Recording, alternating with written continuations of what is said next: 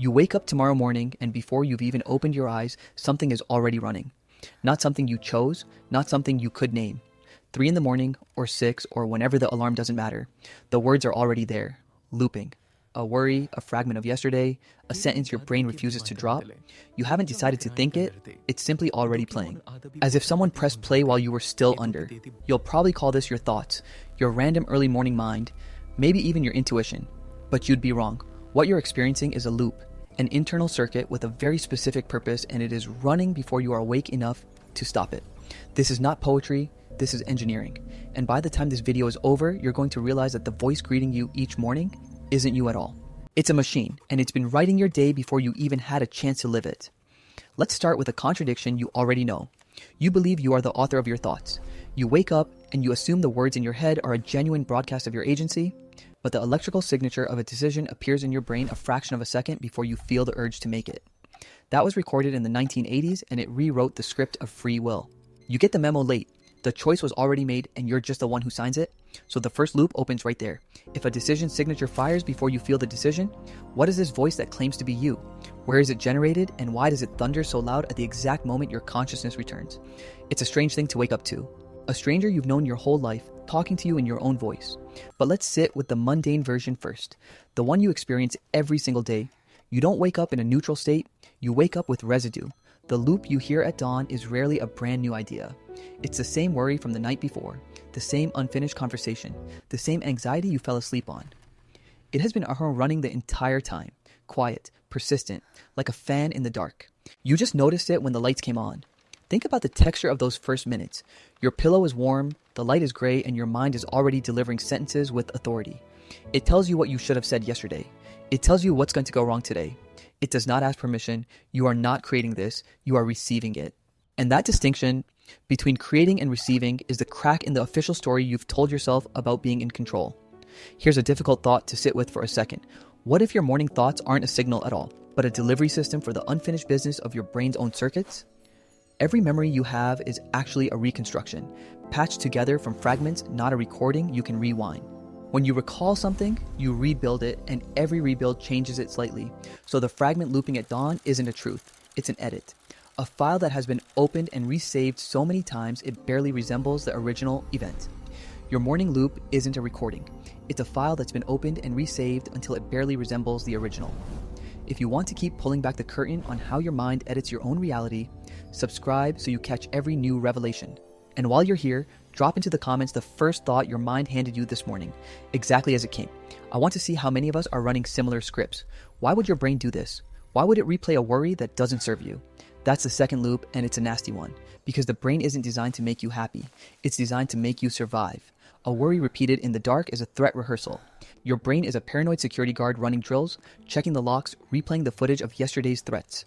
The discomfort you feel is the price of staying alert. The loop isn't a glitch, it's a feature designed for a world where a rustle in the grass meant a predator. Your brain scans for threats, stores them, and replays them to keep you alive. But here you are in a world where the rustle is usually a notification, and your brain is still running predator drills on a conversation you had with your boss. It doesn't know the difference between a tiger and a text message. It just sees danger and it loops it to keep you prepared. You felt this, haven't you? The moment a worry hits you so hard that you feel it physically. A cold wash, a tightening in your chest, the iron tang of adrenaline at the back of your tongue. That's the loop touching your body. You're not just hearing a thought, you're feeling it because your brain takes its own fabricated scenarios and treats them as real threats. The body responds as if the disaster has already happened. And you, the receiver, are left holding the anxiety of an event that never occurred. This is the part most people miss. The brain doesn't distinguish clearly between a real event and a strongly imagined one.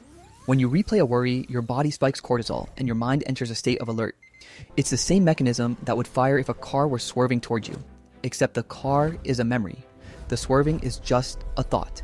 And your brain, that paranoid security guard, responds to the hallucination as if it were a fact.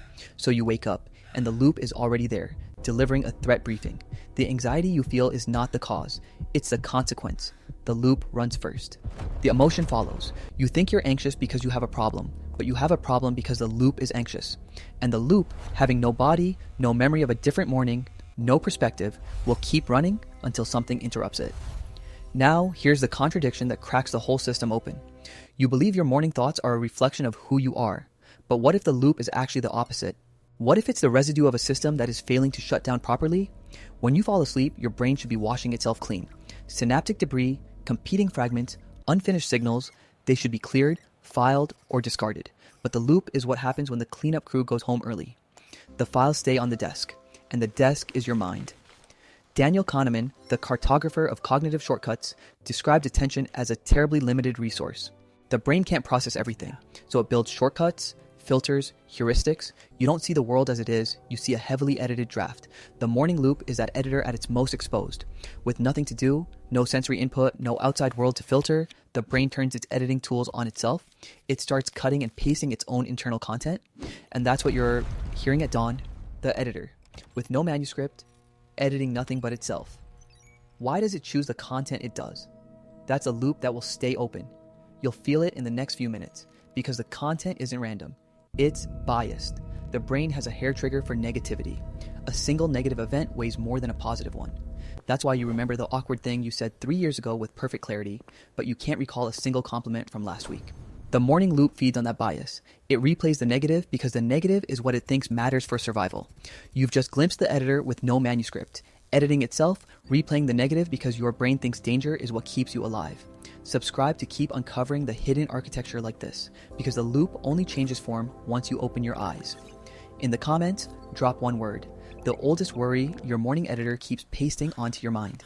No filter needed. You have to notice what happens when you finally open your eyes. The loop doesn't stop, but it changes channels. The under your breath worry becomes a sentence you say to yourself, or a habit you perform. You check your phone because the loop wants input. You reach for a familiar pattern. The brain craves predictability, and the loop is the oldest pattern you have. It knows you'll listen, it knows you'll obey, and the most unsettling part? You usually do. Here's a concept worth holding onto for a moment. Your brain is not a single voice, it's a parliament, a committee of competing systems arguing in the dark. The morning loop is one faction gaining power while you're still too drowsy to vote. You've experienced the other factions too in those moments when you almost decide something and a flash of a different thought interrupts. The parliament was in session. The loop was just the loudest speaker. So when you wake up and a sentence arrives fully formed, you are not thinking it. You are hearing it. And you have two choices. You can accept it as a truth, or you can recognize it as a signal, a fragment of the brain's turbulence, not a verdict from a higher court.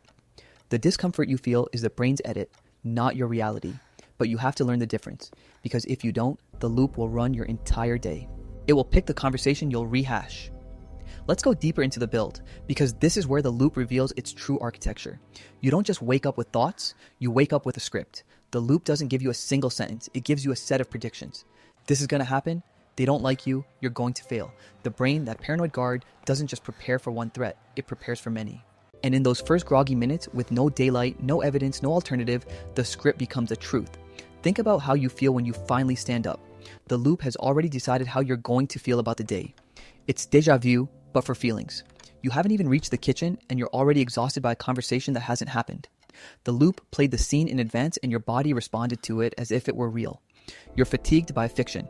You're anxious about a future that the loop built. And what decides which future the loop builds? That's the deepest manipulation. The loop builds from the past. It takes your memories, your failures, your embarrassments, your doubts, and it projects them forward. The future you fear is actually the past you're still carrying. The loop doesn't create new threats, it recycled old ones. That's why the morning worry feels so familiar. Because it is. You've played this exact scene before, for years, every morning, on the same loop. Now, here's where the discomfort peaks. If the loop is built from memory, and memory is a reconstruction, then the loop is a reconstruction of a reconstruction. It's a photocopy of a photocopy. The original event is long gone. What loops in your head is a distorted, biased, edited version of something that might have happened, replayed by a paranoid system that doesn't care about accuracy. It cares about survival.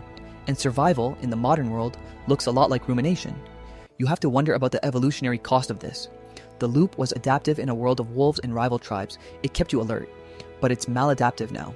It's the same system that made you freeze in the dark, now making you freeze in the daylight, unable to move, unable to decide, overwhelmed by a threat that exists only in the internal theater. You are not hearing a truth. You're hearing a misfire, a leftover, a ghost of survival mechanisms running without a target. This is the moment where you realize the loop isn't a thought.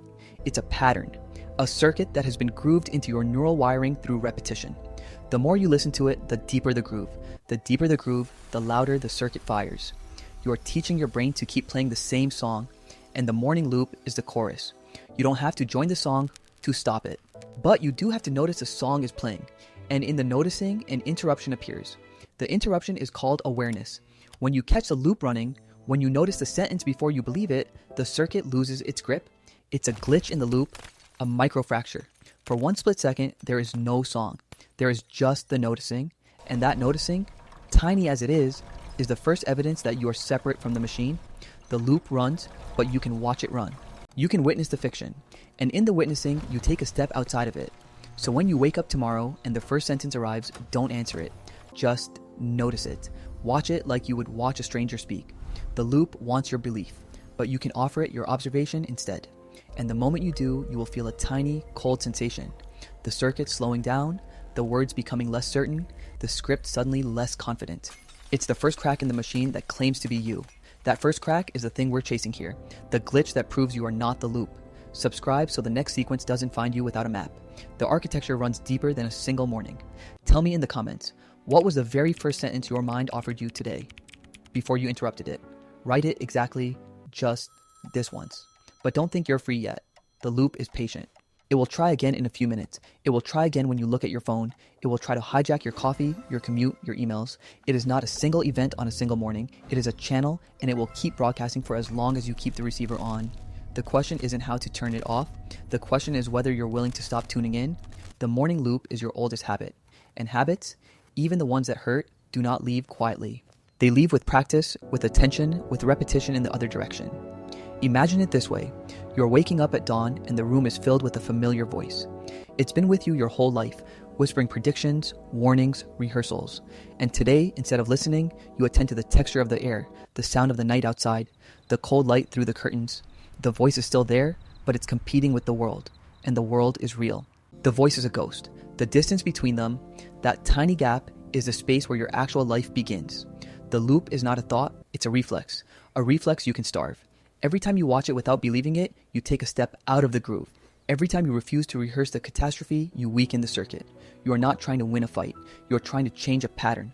And patterns, the deepest ones, do not break with force. They dissolve with light, with awareness, with a single, clear-eyed glance at the machine, saying, I see you, and I am not you. So what happens when you finally see the whole machine? You realize that the loop isn't just in the morning. It's a constant, low-hum background conductor for your entire day. The morning is just the loudest performance. You've been believing its weather report, its threat assessment, its resume of your failures, and you never once checked the source. You never asked who was writing the script. Now you know. It wasn't you, it was the circuit.